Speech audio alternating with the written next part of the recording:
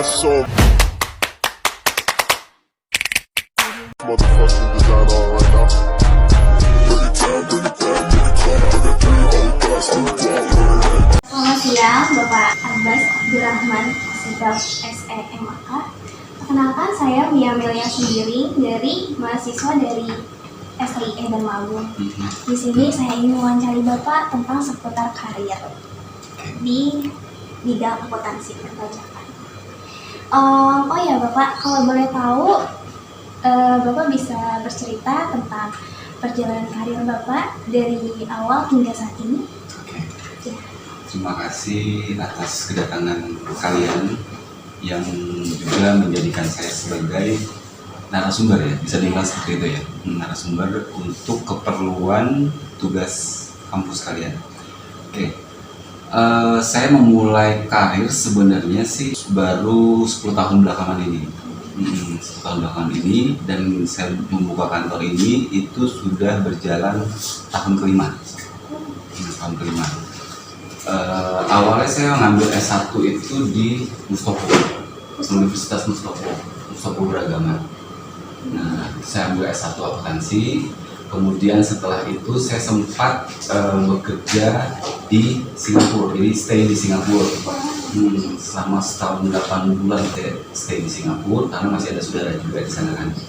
Nah, pulang dari Singapura saya bekerja di perusahaan advertising warna-warni, nama perusahaannya. Jadi di situ saya sudah mulai megang departemen pajak pada saat itu.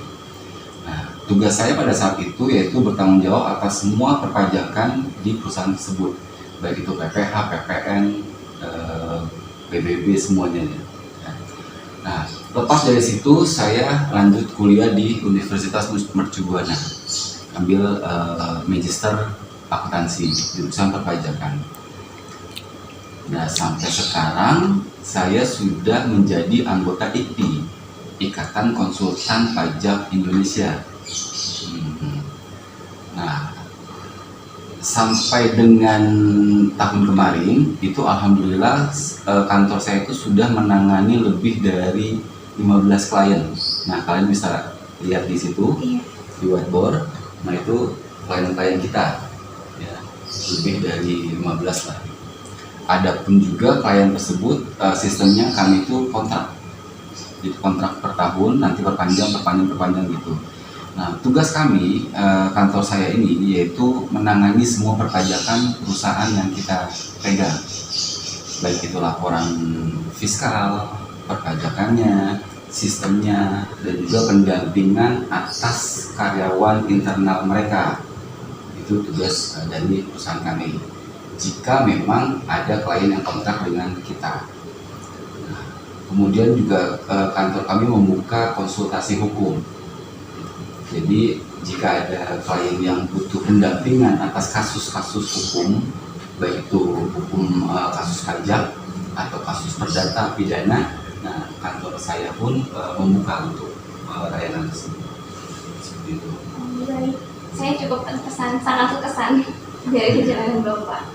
Oke, untuk pertanyaan selanjutnya, mengapa Bapak memilih untuk di dalam karir ini? Sedangkan kebanyakan mungkin ya dari banyak orang tidak suka dengan hal-hal angka atau akuntansi atau tentang pajak. Menurut saya pribadi pajak juga agak sangat sulit ya, sangat pusing karena bukan hanya berurusan dengan angka tapi berurusan juga dengan pasal. Nah, menurut Bapak apa sih ketertarikan Bapak pada saat memilih untuk benar-benar di perpajakan? Oke. Awal mula saya tertarik pajak itu pada dasarnya saya memang suka angka. Dari SMP, SMA itu saya suka angka. Oleh karenanya pada saat SMA itu saya ambil jurusan utang. Nah, kenapa perpajakan? Karena saya melihat di era sekarang ataupun yang akan datang itu bidang perpajakan itu saya melihat tidak akan mati, dalam artian selalu dibutuhkan oleh perusahaan, baik itu yang bergerak di bidang komersil ataupun yang non komersil. Yang pertama itu alasannya. Yang kedua, kembali lagi ke fashion ya. Saya tipikal orang yang bekerja tidak mau, maksudnya lebih baik saya bekerja capek otak gitu loh. Oh, iya. Jadi saya bukan tipikal yang orang marketing atau kemana gitu. Saya tipikal orang yang seperti itu. Jadi saya lebih tenang kalau bekerja itu ya tenang ya sendiri gitu loh, seperti itu. Dan yang keempat alasannya adalah di dalam suatu perusahaan ada dua faktor yang memang tidak bisa dihilangkan dari perusahaan tersebut. Yang pertama akuntansi, yang kedua pemasaran atau marketing. Nah, dua hal tersebut ini di dalam suatu perusahaan tidak bisa dihilangkan. Di mana fungsi marketing adalah mencari uang atau omset untuk si perusahaan.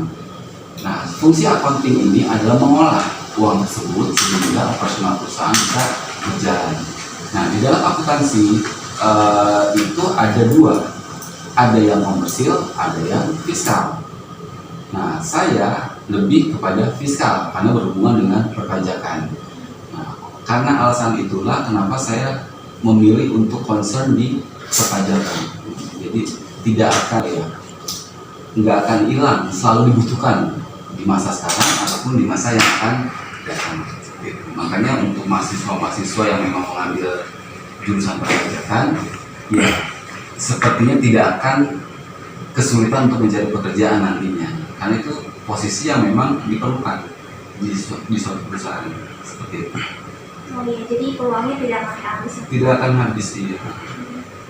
Oke, untuk pertanyaan selanjutnya, kalau boleh tahu apa saja skill atau kemampuan yang agar bisa kompeten seperti Bapak di dalam bidang perpajakan ini, Pak? Oke, kalau kita bicara masalah kemampuan itu kembali lagi ke passion kita ya, ketertarikan kita terhadap suatu bidang ya. Tapi yang harus dimiliki oleh orang yang memang mau fokus di bidang perpajakan ini, yang pertama itu dia harus suka dengan angka, yang kedua dia harus selalu ada rasa ingin tahu, dalam artian perpajakan ini kan dia selalu berubah-ubah kan, ada kebijakan A, kebijakan B, kebijakan C gitu. Jadi kami ini para konsultan biasanya selalu updating, dan itu diwajibkan harus selalu update atas peraturan-peraturan perpajakan yang ada sekarang seperti itu. Jadi apa ya, intinya adalah kalian tentukan dulu nih, passion saya itu di mana. Apakah saya ingin orang banyak seperti itu? Jadi kembali lagi ke minat kita, ke passion kita tuh kemana? Karena kan kalau itu tidak bisa dipaksakan, itu akan muncul dengan sendirinya gitu. Yang kedua yaitu harus konsisten. Kalau kalian sudah menentukan passion saya di sini, misalkan di A misalkan, nah itu harus konsisten. Apapun yang terjadi, kalian harus konsisten terus. Dengan selanjutnya, biasa kita dalam melakukan aktivitas atau melakukan suatu hal ada up and down ya Pak. Kira-kira suka duka Bapak di dalam dunia perpajakan atau di dalam bidang konsultan pajak ini, apakah ada Pak? Oke, kalau dilihat dari kesulitan atau up and down-nya, sebenarnya kalau untuk bidang pajak sih saya pribadi ya itu tidak ada. Karena kenapa? Kita ambil contoh pada saat COVID-19 kemarin, semua profesi pada turun ya. Pada saat itu malah profesi konsultan pajak lah yang memang lagi naik, karena banyak kebijakan-kebijakan yang dikeluarkan oleh pemerintah sehubungan dengan COVID, gitu. Kebijakan PPH lah, kebijakan cukai lah, kebijakan ekspor, impor dan segala macam. Jadi kalau untuk up and down-nya sih kalau saya lihat ya tidak ada. Tapi lebih kepada how to maintain the client. Jadi kadang kan klien beda-beda kan, mau ini seperti itu. Nah, itu mungkin masalahnya atau kesulitannya bisa kita untuk memaintain klien dan menjelaskan bahwa pajak itu seperti ini loh, seperti itu. Karena tidak menutup kemungkinan banyak perusahaan yang tanda kutip mereka ingin melakukan kecurangan dalam perpajakan seperti itu. Nah, tugas kami adalah para konsultan ini memberikan pengertian kepada mereka bahwa tidak benar seperti itu, benarnya seperti ini. Jadi, profesi perpajakan itu tidak akan sejauh kalian para profesi-profesi ini konsisten dan memang mumpuni. Jadi kalian harus mumpuni atas bidang yang kalian ambil. Karena di luar kan banyak pesaing-pesaing, ada ribuan konsultan seperti saya gitu. Makanya bagaimana cara kita bisa bersaing, ya kita harus upgrade kemampuan kita. Entah itu kita menjadi pengacara perpajakan, entah itu kita menambah titel S3 kita, segala macam kayak gitu. Sering-sering ikut seminar, ikut diskusi-diskusi nasional. Berarti lebih untuk menggunakan skill kita. Iya, harus seperti itu. Karena kalau tidak kita akan ketinggalan sama yang lain. Dan menurut Bapak, pandangan Bapak dalam konsultan pajak ini dari segi pandang Bapak? Kalau menurut saya, profesi konsultan pajak itu adalah profesi yang memang dibutuhkan di era sekarang ataupun di era yang akan datang. Karena kenapa? Karena para konsultan ini berhubungan dengan pajak. Kita tahu bahwa pajak itu adalah salah satu pendapatan terbesar negara. Ya kan? Kalau kalian belajar perpajakan itu pendapatan negara hampir 80% itu diperoleh dari pajak dan non pajak. Jadi ya profesi yang sangat sangat dibutuhkan sebenarnya. Memang profesi-profesi lain bagus ya, seperti dokter lah, marketing lah, segala macam, entrepreneur lah. Cuman karena memang saya berbicara sebagai konsultan pajak, ya seperti itu. Oke, dalam segi Bapak berkarir konsultan pajak, atau ada apa hal yang berkesan yang menurut Bapak yang tidak bisa dilupakan di dalam bidang Bapak? Pada saat saya menghandle suatu yayasan. Jadi terkadang kita kalau bicara bisnis itu tidak selalu value. Jadi bisnis is not always about value. Itu salah menurut saya. Kadang kami juga kantor saya ini menghandle yayasan-yayasan yang memang kami bebaskan dari fee. Nah sekarang ini saya ada pegang 2 yayasan dan memang itu tidak saya kenakan fee. Tujuannya adalah untuk kontribusi kita terhadap profesi kita dan kontribusi kita terhadap orang banyak. Karena yayasan yang saya pegang ini adalah yayasan yatim piatu. Jadi alhamdulillah sih kantor saya tidak semua money oriented, dalam artian tidak selalu berpikir terhadap fee, uang atau segala macam. Ada kalanya kita harus memberikan fasilitas atau servis yang mana itu kita bebaskan dari fee tersebut. Dan pada saat saya mau handle yayasan ini, yaitu kita akan tersentuh pada saat saya survei ke sana.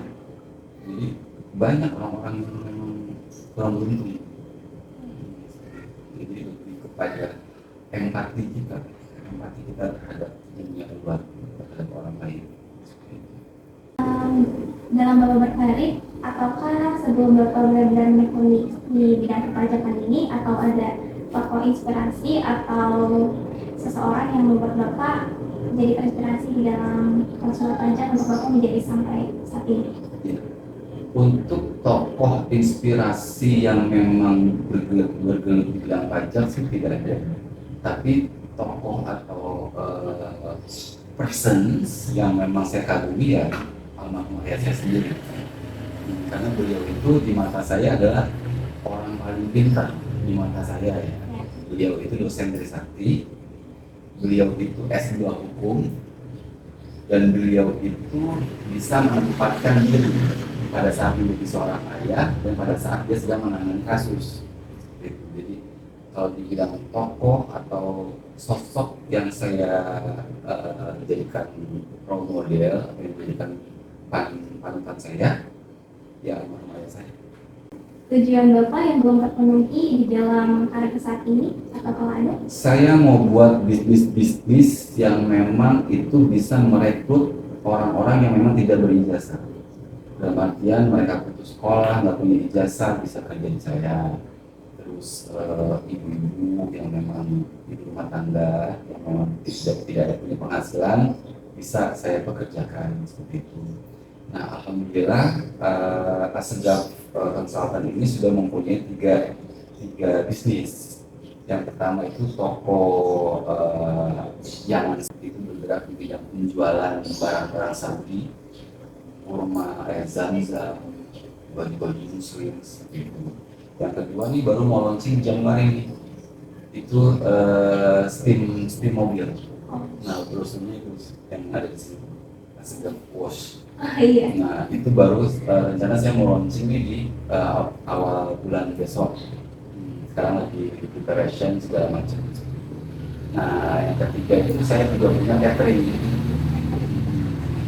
Jadi niat saya sih buka bisnis ini dia itu untuk merekrut mereka yang memang nggak ada ijazah gitu.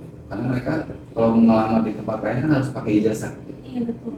Kalau di tempat saya yang penting dia mau bekerja jujur, udah itu aja.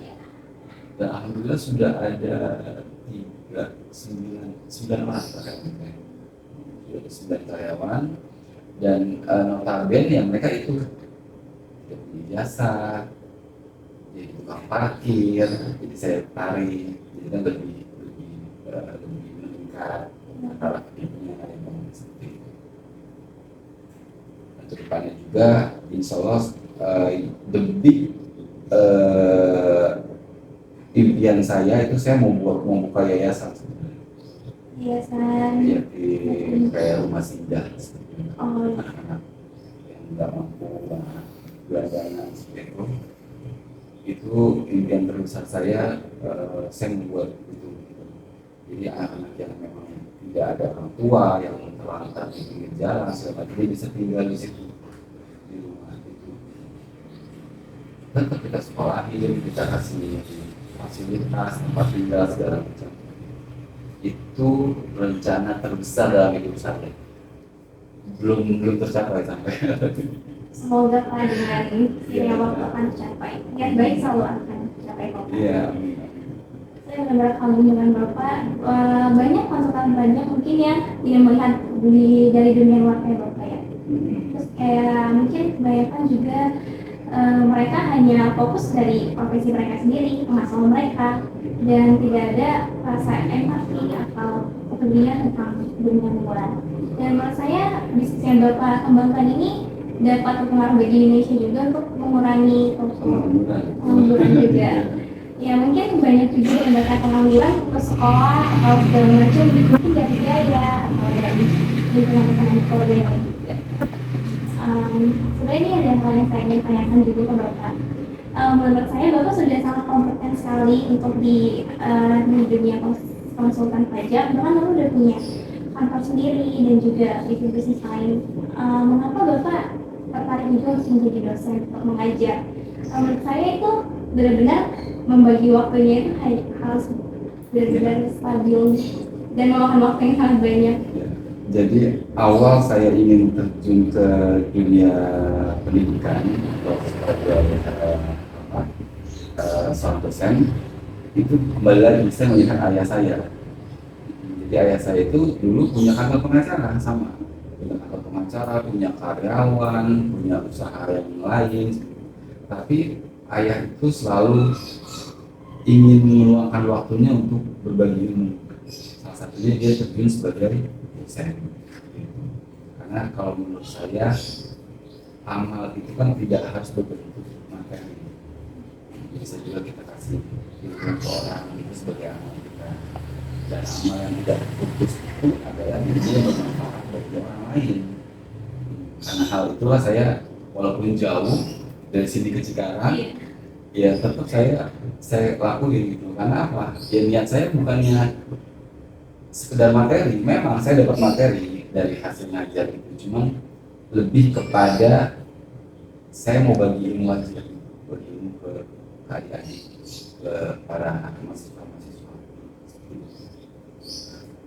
Karena mungkin untuk bagi waktunya mungkin agak sangat sulit ya Pak. Ya paling asisten saya kan tadi itu, Iya. dia yang bikin schedule saya, Pak hari ini ada meeting sini, Pak hari ini jadwal ngajar, Pak ini, Pak ini nanti malam, tanggal 1 kita ada pembukaan, ya dia yang saya, karena nggak bisa ya kita mengatur diri kita sendiri itu kayaknya nggak bisa, kita perlu orang yang memang mengingatkan kita. Oke, pertanyaan iya, saya bukan pertanyaan sih, mungkin dari saran Bapak terhadap kami mahasiswa atau orang di luar sana seputar konsultan pajak. Oke, saran saya adalah tentukan minat kalian atau passion kalian sedini mungkin. Dalam artian kalian semester 1 ya kalian sudah mulai menentukan saya mau kemana nih, saya mau kemana nih, saya mau kemana nih, seperti itu. Yang kedua, setelah kalian tentukan pilihan kalian, kalian harus konsisten atas pilihan kalian tersebut. Jadi kalian harus benar-benar menyukai bidang tersebut, karena tidak akan orang itu sukses kalau dia tidak mencintai pekerjaannya. Jadi cintai dulu. Nah sekarang ini kalian sebagai mahasiswa, kalian harus mencintai pelajaran perpajakan dulu. Harus cinta dulu nih sama si pelajaran perpajakan, mata kuliah perpajakan ini. Setelah kalian timbul rasa cinta, berarti kan kalian sudah mau belajar kan untuk si mata kuliah jurusan perpajakan ini. Yang ketiga, harus selalu mengupgrade kemampuan kita, baik itu yang jalur formal ataupun non formal. Nah non formal kalian bisa ikut seminar-seminar, bisa ikut diskusi-diskusi nasional, bisa baca-baca jurnal-jurnal seperti itu. Jadi harus terus upgrade kemampuan kalian. Yang keempat, jangan berhenti untuk belajar. Itu kuncinya. Karena ilmu pengetahuan itu atau saintis itu selalu grow, selalu berkembang ya. Tahun besok ada lagi pengembangannya, ada lagi pengembangannya, ada lagi pengembangannya. Begitu juga di profesi perpajakan. Kedepannya pasti ada perkembangan-perkembangan, entah itu sistem pajak kah, entah itu undang-undang perpajakan kah, entah itu tarif kah, kita nggak tahu. Intinya pasti ada perubahan-perubahan. Jadi oleh karena hal tersebutlah maka diwajibkan oleh kita untuk terus mengupgrade kemampuan kita. Karena kalau kalian tidak upgrade, kalian akan jalan di tempat, akan stuck. Jadi choice-nya adalah you start or you move. Dan orang bisa melihat kalian itu berjalan di tempat, apa kalian maju tuh orang lain bisa melihat. Seperti saya misalkan kantor konsultan, ada ini, ada ini, ada ini, kan orang yang melihat bukan saya, orang yang menilai. Jadi penilaian yang terbaik itu adalah penilaian dari orang lain, bukan dari kita. Jadi ini saya nih seorang konsultan begini. Jadi penilaian yang terbaik itu menurut saya adalah penilaian yang dinilai oleh orang lain. Jadi kita tidak perlu menunjukkan siapa kita, tapi orang yang akan memperkenalkan siapa saya. Terima kasih untuk sesi wawancara pada hari ini. Benar-benar saya sangat-sangat terkesan dari perjalanan karir Bapak, terus dari pesan-pesan yang Bapak sampaikan, dan ini juga menimbulkan rasa minat saya yang mendalam juga untuk perpajakan. Kita tutup pada wawancara pada hari ini. Kami mengucapkan sangat-sangat terima kasih banyak kepada Bapak untuk meluangkan waktu dan ingin direpotkan juga.